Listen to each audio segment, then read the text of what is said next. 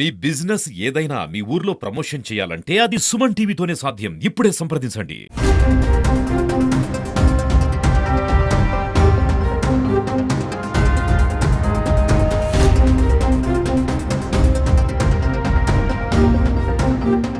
So Nizamabad జిల్లాలోని rural నియోజకవర్గంలో గల ఒక విలేజ్లో ఉన్నాము. డిచ్పల్లి విలేజ్ చాలా పెద్ద విలేజ్.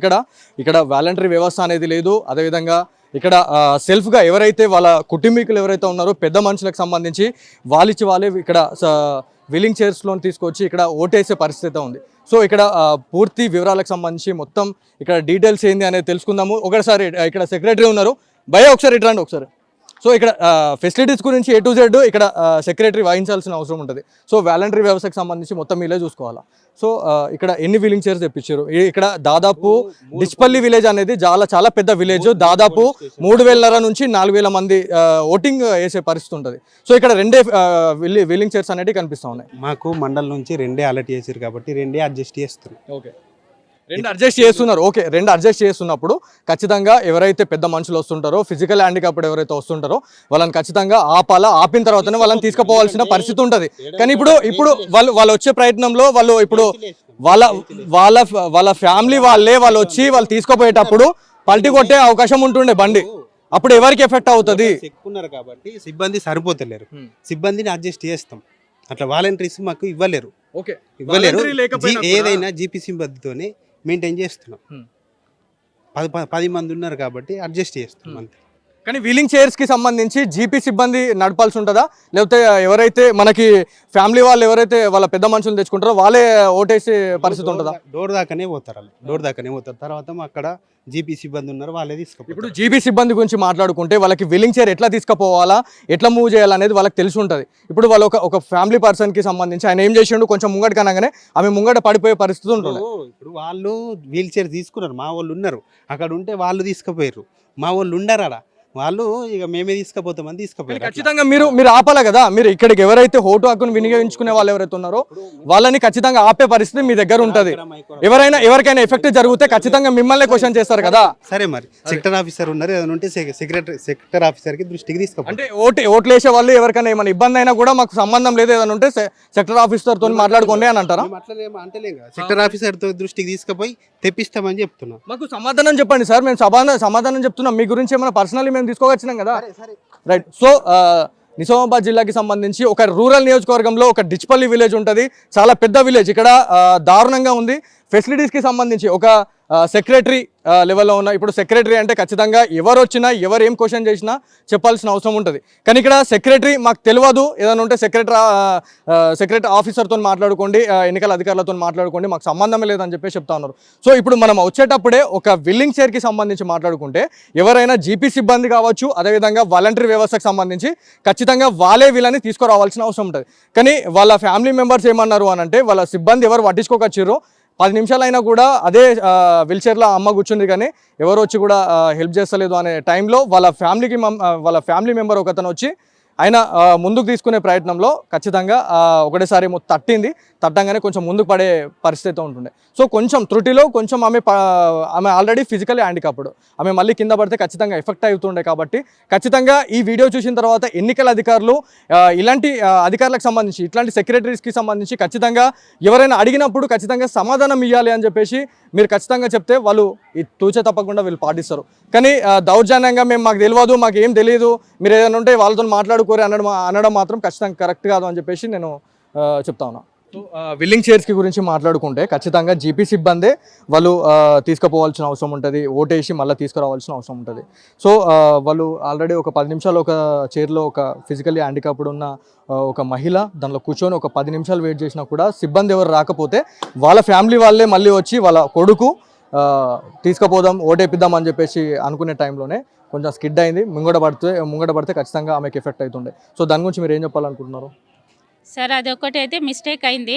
కాకపోతే 3 పిఎస్లు ఉన్నాయి కాబట్టి వికలాంగులు ఎక్కువ ఉండడం వల్ల మా జీపీ సిబ్బంది తక్కువ ఉండడం వల్ల అది కొంచెం ప్రాబ్లం ఫేస్ చేయాల్సి వస్తుంది. సో దాదాపు 3,500 నుంచి 4,000 మంది ఇక్కడ ఓటు నమోదు చేసుకునేందుకు, ఓటు హక్కును వినియోగించుకునేందుకు వస్తూ ఉంటారు.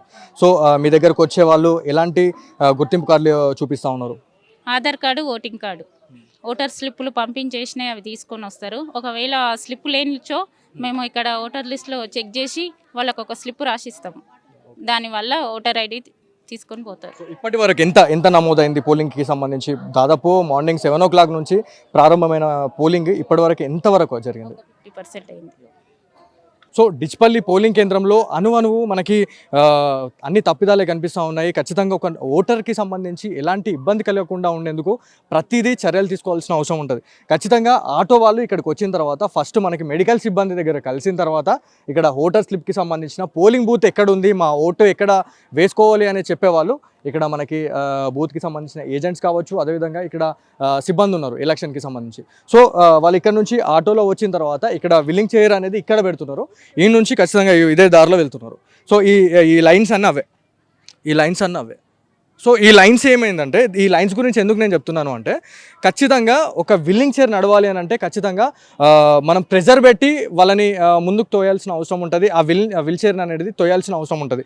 కానీ ఇక్కడ మొత్తం మట్టే ఉంది. ఇక్కడ ఆల్రెడీ ఒక ఇన్సిడెంట్ జరిగింది. ఒక ఇట్లా ముందుకు నెట్టే ప్రయత్నంలో భాగంగా ఆ ఫిజికలీ హ్యాండిక్యాప్గా ఉన్న ఒక మహిళ ఖచ్చితంగా ఆ విల్లింగ్ చైర్తో పాటు ఆమె కింద పడే సిచ్యువేషన్ కూడా మనకి జస్ట్ మిస్ అయిందని చెప్పి చెప్పుకోవచ్చు. సో ఇక్కడ అధికారులకు సంబంధించి ఒక సెక్రటరీ కావచ్చు, ఒక ఖచ్చితంగా ఏదున్నా ఖచ్చితంగా ఆయననే చూసుకోవాలా.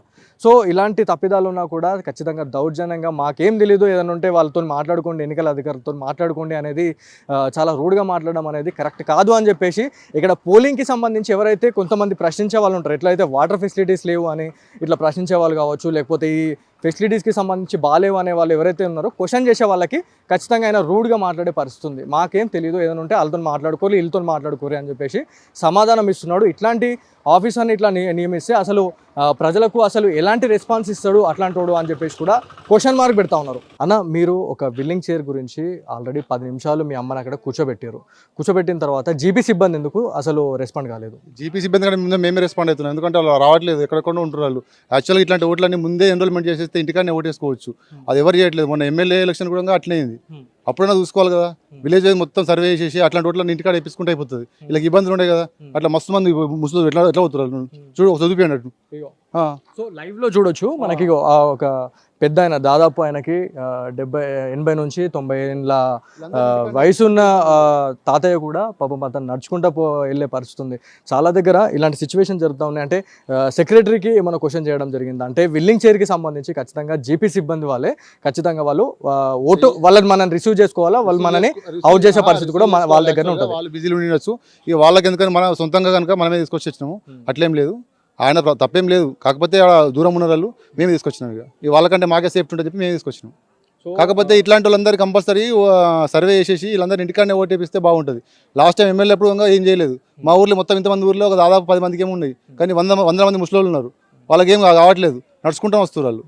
ఓకేనా? సో ఓటు హక్కు వినియోగించుకునేందుకు చిన్న పెద్ద అనే తేడా లేకుండా ఖచ్చితంగా ఓటర్ కార్డులో పేరు వచ్చిన తర్వాత ఖచ్చితంగా వేయాలి అని చెప్పేసి ఓటింగ్ సెంటర్కి రావడం జరుగుతూ ఉంది. ఒక అమ్మ ఉంది. అమ్మ, ఏం పేరు? నీ పేరు? లక్ష్మి. వేసినావా? ఓటు వేసినావా? వేసిన. ఎట్లా ఇక్కడ ఫెసిలిటీస్ ఎట్లా ఉన్నాయి? వాటరు కుసోనీకి అవి ఇవి ఏమన్నా మంచిగా అనిపించిందా? అవి అన్ని వేసిరా? చేసిండు. ఇది ఎన్నోసారి ఓటేసుడు? ఎన్నోసారి నువ్వు? మస్తు సార్లు చేసిన. మస్తు సార్లు వేసినావా? ఇప్పుడు నీతోటోళ్ళు వేసిర్రా? నీతోటోళ్ళు ఉన్నోళ్ళు వేసిండ్రు, వచ్చిండ్రు, రాలేదు. చాలా వాటిలో ఇప్పుడు ఎన్నికలకు సంబంధించి ఎవరైతే ఓటు హక్కును వినియోగించుకునేందుకు వచ్చే ప్రజలకు ఎలాంటి ఇబ్బందులు జరగద్దు అనే కాన్సెప్ట్తోని నిజామాబాద్ జిల్లా కలెక్టర్ రాజీవ్ గాంధీ హనుమంత్ గారు పూర్తిగా చర్యలు తీసుకోవడం జరిగింది. కానీ డిచ్పల్లి గ్రామానికి సంబంధించి ఇక్కడ సెక్రటరీ అతని ధోరణి కావచ్చు, ఎవరైతే అతనికి ఏదైనా క్వశ్చన్ చేసినా కూడా నాకెందుకు అడుగుతారు మీరు, అసలు నన్ను అడిగే క్వశ్చనే లేదు, మీరు నన్ను ఎందుకు అడుగుతారు, ఏదైనా ఉంటే ఎన్నికల అధికారులతో మాట్లాడుకోండి అనే రూడ్నెస్ క్వశ్చన్స్ అనేవి వాళ్ళు అతను ఆన్సర్ ఇవ్వడం వల్ల చాలామంది బాధపడుతున్న పరిస్థితి ఉంది గ్రామంలో. ఇప్పటికే ఇతని పైన ఇట్లాంటి ఆరోపణలు, అంటే ఎవరితో ఇట్లా మనం ఏమైనా క్వశ్చన్ చేసినా కూడా నువ్వు నన్ను ఎందుకు అడుగుతావు బై అని చెప్పేసి అతను ఆన్సర్ ఇచ్చేవాడంట. సో డిచ్పల్లికి సంబంధించి ఈ గ్రామానికి సంబంధించి మాట్లాడుకుంటే దాదాపు 4,000 పైచిలకు ఓట్లు కూడా ఇక్కడ వేసే పరిస్థితి ఉంటుంది. ఇక్కడ ఓటింగ్ సంబంధించి నమోదయ్యే పరిస్థితి ఉంటుంది. సో ఇట్లాంటి వాళ్ళకి సంబంధించి ఖచ్చితంగా అధికారులు వీళ్ళపైన ప్రత్యేక దృష్టి పెట్టాలా అని చెప్పేసి కూడా ఇక్కడ స్థానిక గ్రామస్తులు చెప్తా ఉన్నారు.